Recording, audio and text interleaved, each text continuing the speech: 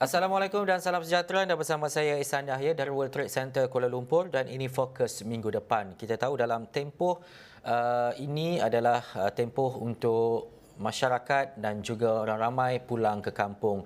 Bermula sejak beberapa hari yang lepas melalui pelbagai jalan sama ada ke timur, utara ataupun selatan. Pastinya ini antara perkara yang menggembirakan seluruh rakyat Malaysia. Manakala tidak, selepas 2 tahun mungkin kita beraya di rumah masing-masing, di tempat dan juga negeri masing-masing tempat bekerja dan sebagainya. Tetapi tahun ini mungkin suasananya sedikit berbeza apabila kita berada dalam peralihan fasa endemik, dan ini perkara penting untuk melihat kepada bagaimana SOP itu dilaksanakan, bagaimana kelonggaran-kelonggaran yang diberikan dapat dipatuhi, dalam masa yang sama dapat kita mengekang penularan COVID-19 seperti apa yang pernah kita lakukan sebelum ini.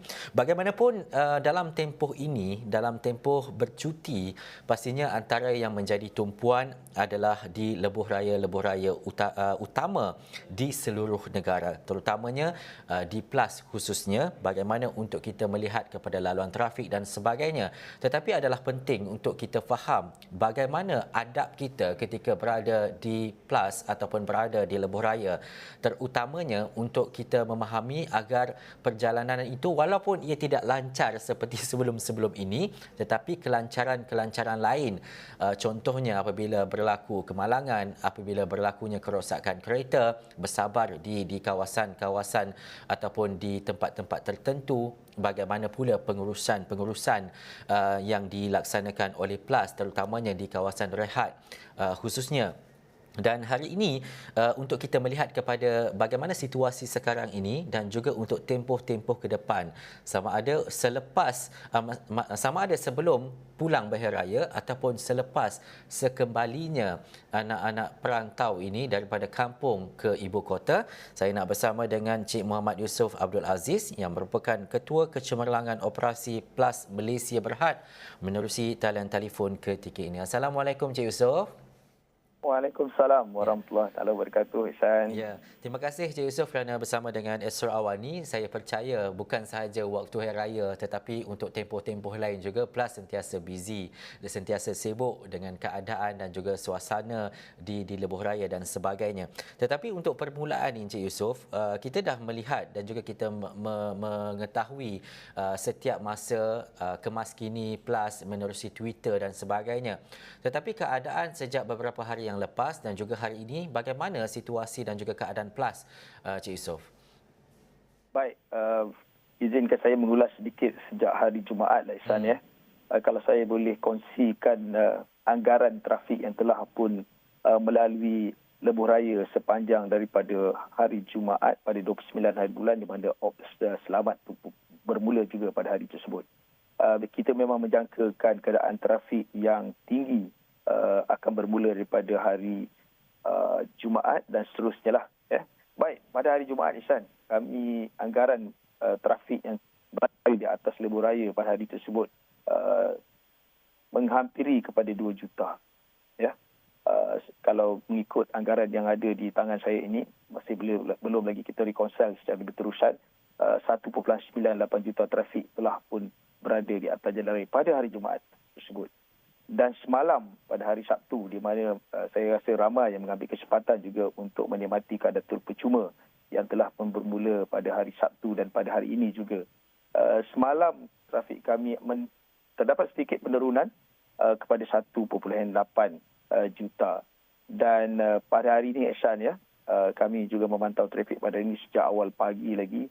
Kita menganggarkan telah lebih daripada 400,000 trafik telah pun berada di atas lebuh raya di sepanjang lebuh raya utara selatan semenjak pagi ini sampai pukul 12 tengah hari tadi.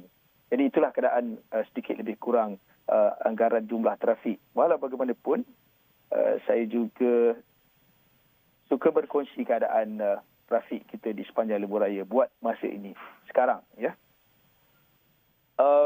Memang sebenarnya sekarang ini kalau kita melihat laporan melalui Twitter, melalui media massa, keadaan trafik kita bergerak perlahan, terutamanya kawasan-kawasan ke utara, kawasan-kawasan di mana kita mempunyai hanya 2 lorong, 2 laluan sahaja, ya, daripada Slim River mengarah ke utara hinggalah ke Sungai, Bido dan terus ke Gopeng, termasuk juga kawasan Mendaki di kawasan Gua Tempurung contohnya. Memang trafik kita bergerak perlahan. Trafik ini sebenarnya bergerak perlahan sepanjang hari ini. Ke utara lagi, Ihsan ya, trafik kita perlahan juga di kawasan Menora hingga ke Sungai Perak RSA ataupun kawasan rehat kita. Semuanya menghala ke utara. Manakala trafik ke selatan memang bergerak perlahan juga di kawasan-kawasan seperti Pedas Linggi, Simpang Empat, Air Keruh, di Simpang Renggam, Macap juga. Inilah kawasan-kawasan mana trafik bergerak perlahan disebabkan kadar kenaikan trafik yang tinggi pada hari ini. Raya. Selain daripada tol percuma yang dinyatakan oleh kerajaan dan juga Perdana Menteri sebelum ini dan juga dinyatakan oleh Cik Yusof sendiri, ada tak isu-isu lain yang melibatkan kesesakan di Plaza Tol ini, melibatkan pengguna Touch 'n Go, Smart Tag ataupun RFID? Isu tu tidak ada, tetapi saya mohon juga kerjasama daripada orang ramai, daripada pengguna lebuh raya yang untuk memastikan perjalanan mereka lancar. Pastikanlah mereka punya baki yang mencukupi. Mereka memilih laluan keluar dan masuk dan keluar yang sama. Maknanya kalau mereka ini pengguna Touch 'n Go, pilihlah laluan Touch 'n Go. Gunakan lorong Touch 'n Go. Kalau mereka ini pengguna RFID, pastikan mereka memilih laluan RFID untuk masuk dan keluar di sepanjang lebuh raya. Dan pastikanlah semua media mereka ini yang digunakan mencukupi bakinya, sah, tidak ada masalah. So itu biasanya punca kesesakan jugalah di kawasan-kawasan Toll Plaza kami. Dan juga akhir sekali, Cik Yusof, apa antara pesanan dan juga harapan daripada PLAS, nasihat mungkin daripada PLAS untuk memastikan bahawa kelancaran yang mungkin bukan dari sudut kelancaran trafik itu tetapi kelancaran dari sudut-sudut lain, terutamanya dari segi keselamatan, dari segi persinggahan mereka di kawasan rehat dan rawat itu, apa yang PLAS boleh sarankan kepada seluruh pengguna lebuh raya ketika ini? Baik, kita telah pun menganjurkan TTA ataupun cadangan jadual perjalanan. Itu satu. Kita mohon semua pengguna mematuhi TTA tersebut. Walaupun dalam keadaan yang tinggi sebegini trafiknya, insya-Allah TTA ini tetap akan membantu. Kerana TTA ini memang kita design, memang kita buat untuk mengagihkan trafik di sepanjang lebuh raya berdasarkan kepada destinasi dan juga masa perjalanan mereka. Untuk mereka mematuhi tersebut perlukan sedikit pengorbanan lah sebenarnya. Mereka perlu merujuk pada titik tersebut dan membuat perancangan keluar daripada rumah, masuk ke highway melalui jam yang kita cadangkan. Itu yang pertamanya. Tetapi masih lagi trafik akan berada pada tahap yang tertinggi. Sangat baik sebenarnya sebelum mereka memulakan perjalanan juga pastikan keadaan trafik terkini, trafik semasa.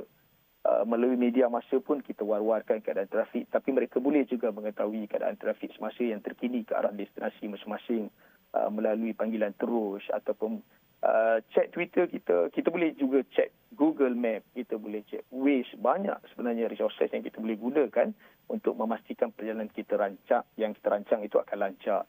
Saya juga suka menasihatkan sebenarnya sebab trafik tinggi, kesesakan berlaku. Untuk kita berhenti rehat di mana pun perlu dirancang dalam keadaan sekarang.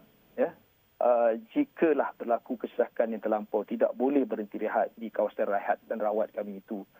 Boleh gunakan sebenarnya kawasan persimpangan lain. Maknanya kalau kita nak ke utara, tiba-tiba dah tak boleh, dah terdesak sangat dan tak boleh masuk di Tapah. Tak boleh masuk di RSA Tapah. Contoh. Jadi teruskan ke depan ada persimpangan Tapah, ada Simpang Kulai, ada Gopeng. Di setiap persimpangan Toll Plaza kami sebenarnya masih juga terdapat fasilitis yang lebih kurang sama macam yang terdapat di kawasan rehat dan rawat kami. Di situ ada surau, ada tandas, ada tempat rehat juga. Walaupun parkingnya mungkin sedikit tetapi mencukupi untuk kita melepaskan rasa lelah ataupun berehat kita di kawasan tersebut. Jadi kita rancang dengan sebaik-baiknya perjalanan ini supaya kita tidak rasa penat yang keterlaluan, kehilangan kesabaran. Sebenarnya segala-galanya akan bergantung kepada perancangan kita. Jaga emosi, sabar, semua orang nak pulang. Dan pada semua yang menunggu di rumah, dalam keadaan sekarang ini pastinya orang yang ditunggu masih lagi dalam perjalanan untuk pulang ke destinasi masing-masing, dan kita yang di dalam perjalanan ini juga perlulah bersabar. Di rumah pun sabar menanti, dan kita yang memandu ini juga perlu sabar untuk berkongsi lebuh raya, kerana semua kita ingin berhari raya bersama sebenarnya. Jaga emosi itu sangat penting. Terima kasih kepada Cik Muhammad Yusof Abdul Aziz, Ketua Kecemerlangan Operasi PLAS Malaysia Berhad. Itu kemas kini dan juga bagaimana untuk kita melihat kepada pengurusan dan juga perancangan PLAS terutamanya sepanjang minggu ini dan juga minggu depan untuk memastikan bahawa kelancaran itu berlaku sempena perayaan Hari Raya Aidilfitri. Terima kasih sekali lagi kepada Cik Yusof. Kita nak berhenti rehat seketika, kembali selepas ini dalam Fokus minggu depan.